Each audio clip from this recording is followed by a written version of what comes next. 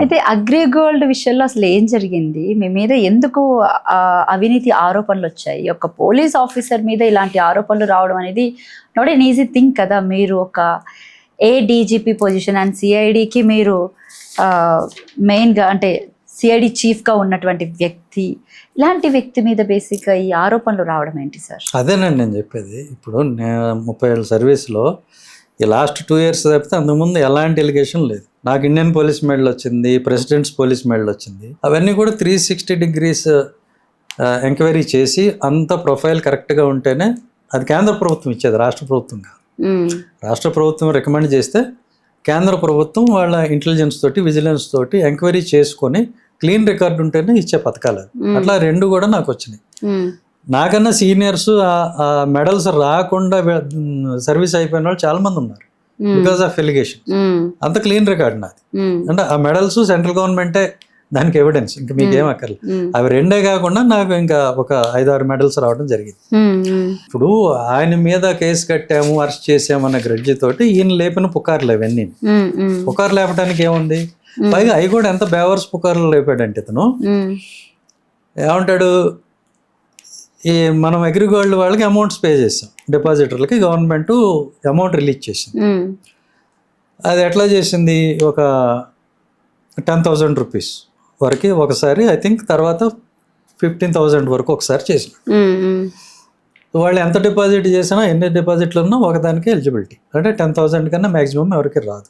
ఆ రకంగా దాని వెరిఫికేషన్ ఎవరు చేశారు? గ్రామ సచివాలయాల్లో వాళ్ళు చేశారు. అంటే వీళ్ళ దగ్గర పత్రాలు ఉన్నాయా లేవా, డిపాజిటర్సా కాదా అనేది. దాని క్రాస్ వెరిఫికేషన్ రెవెన్యూ వాళ్ళు చేశారు. మేమేం చేసాం, ఓన్లీ సిఐడి మా దగ్గర ఉన్న రికార్డ్స్ వాళ్ళకి ఇచ్చాం. ఇదిగోండి మా దగ్గర ఉన్న మేము సీజ్ చేసిన రికార్డుల ప్రకారం వీళ్ళు డిపాజిటర్స్. వాళ్ళు ఈ రికార్డు మీద బేస్ అవ్వకుండా, ఇది కంపెనీ రికార్డు మా దగ్గర ఉన్నది, కంపెనీ రికార్డ్స్ మేము ఇచ్చాం. ఎంత కంపెనీ రికార్డ్స్ ప్రకారం ఫిగర్ ఎంత సార్? నాకు కరెక్ట్ గుర్తులేదు. అంటే బేసిక్గా మీ మీద ఈ అగ్రిగోల్డ్ డిపాజిటర్స్ ఏదైతే ఉందో నేను చెప్తా. సో వాళ్ళు వెరిఫై చేసి, ఇప్పుడు మీ పేరు ఉంటుంది అందులో కంపెనీ రికార్డు ప్రకారం, అది మేము రెవెన్యూ వాళ్ళకి గ్రామ సచివాలయాలకి ఇచ్చాం.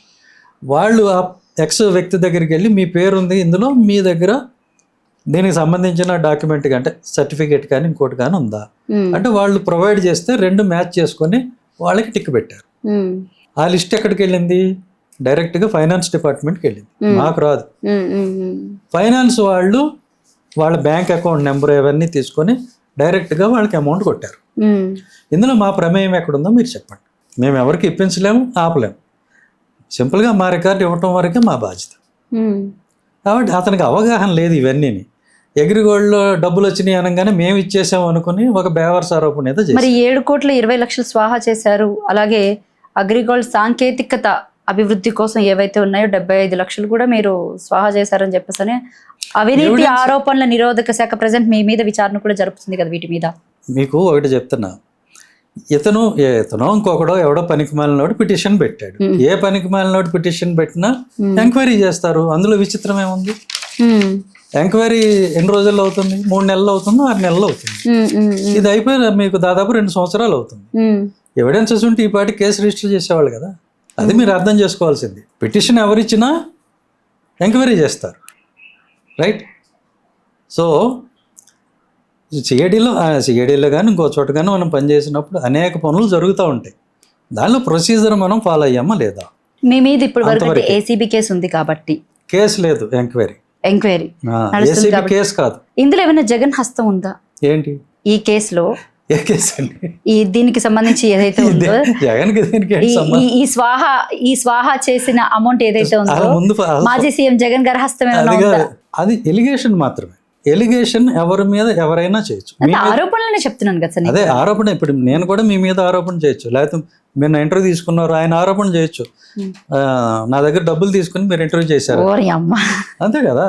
ఆరోపణ చేయడానికి ఏముందండి? ఊరికి ఎందుకు చేస్తారు? మీరు ఎంత దూరం కష్టపడొచ్చి, మీకు పెట్రోల్ వేస్ట్ కదా, ఏదో డబ్బులు తీసుకునే చేస్తుంటారు. అట్లా ఆరోపణ చేయడానికి ఏముంది? ఎవరి మీద ఎవరైనా చేయొచ్చు. అలాగే ఆయనకి ఏదో తెలిసిన మిడిమిడి జ్ఞానంతో అదో ఒక పిటిషన్ పడేస్తారా? ఇప్పుడని కాదు, మా సర్వీస్ పొడుగునా ఎవడో ఒకటి గెట్టినోడు ఏదో పిటిషన్ వేస్తూనే ఉంటాడు. అవి జరుగుతూనే ఉంటాయి, చూసుకుంటారు, ఎంక్వైరీ చేసుకుంటారు, కరెక్ట్ అయితేనే యాక్షన్ తీసుకుంటారు, లేకపోతే పక్కన పడేస్తారు. ఒక్కటి చెప్పండి, అయితే ఈ కేసులో నుంచి మీరు క్లీన్ చిట్ గా బయటకు వచ్చే అవకాశం ఉందా మరి? అసలు కేసు ఉంటే కదండి క్లీన్ చిట్తో రావడానికి. ఎంక్వైరీ కూడా నడవకుండా? మీకు అర్థం కావట్లేదు. కేసు ఉంటే మనం కోర్టుకు వెళ్ళి ప్రూవ్ చేసుకొని రావాలి. కేసే లేకపోతే ఏంటి? ఎంక్వైరీ. ఎవరు పిటిషన్ ఇచ్చినా ఎంక్వైరీ చేస్తారు, చేసి ఇందులో ప్రాథమిక ఆధారాలు ఉన్నాయా లేదా, లేకపోతే ఇది పరమ బేవర్స్ పిటిషనా, పకోడీ పిటిషనా అనేది వాళ్ళు చూసుకుంటారు. రైట్? ఉంటే ఎంక్వైరీ చేసి with in a month or 2 months case register చేస్తారు. బియాండ్ దట్ ఉంది అంటే రెండే కారణాలు. ఒకటేంటి, ఎలాంటి ఆధారాలు లేవు, so we need not go ahead. ఒకటి. 2, మనం ఇతను పొలిటికల్గా హెరాస్ చేయాలి అనుకుంటే అప్పుడు చేస్తారు.